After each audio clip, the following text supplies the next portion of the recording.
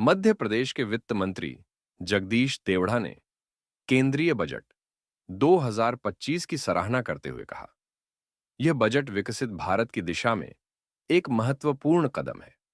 उन्होंने विश्वास व्यक्त किया कि इस बजट के माध्यम से $5 ट्रिलियन की अर्थव्यवस्था का लक्ष्य प्राप्त किया जा सकेगा। देश के यशस्वी प्रधानमंत्री नरेंद्र मोदी जी के मार्गदर्शन में भारत सरकार की वित्त मंत्री निर्मला सीतारमण जी ने आज भारत सरकार का बजट पेश किया।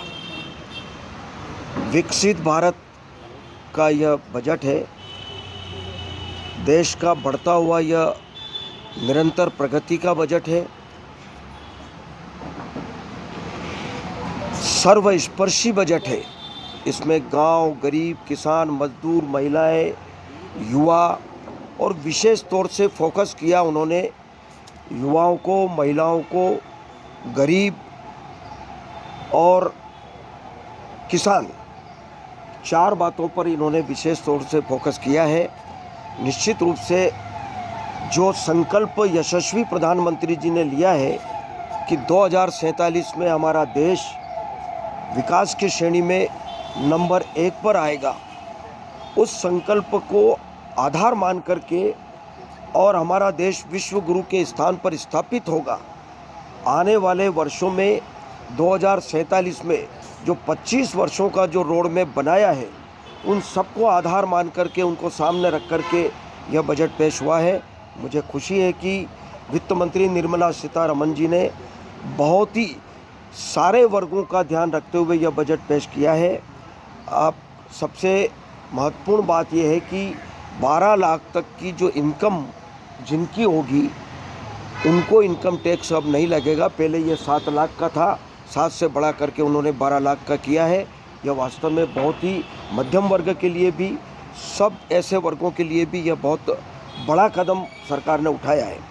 किसान क्रेडिट कार्ड में भी उन्होंने 3 लाख से बढ़ा करके 5 लाख का जो प्रावधान किया है, यह वास्तव में बड़ा एक ही महत्वपूर्ण प्रावधान उन्होंने किया है।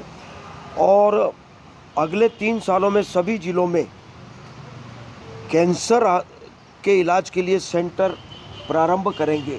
यह मुझे लगता है कि बहुत ही महत्वपूर्ण निर्णय लिया है, क्योंकि इस बीमारी से बहुत लोग ग्रसित थे और उनके बारे में यह निर्णय उन्होंने लिया है।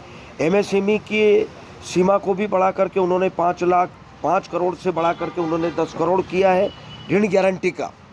और स्टार्टअप के लिए भी उन्होंने कर्ज की सीमा को 10 करोड़ से बढ़ा करके उन्होंने 20 करोड़ किया है।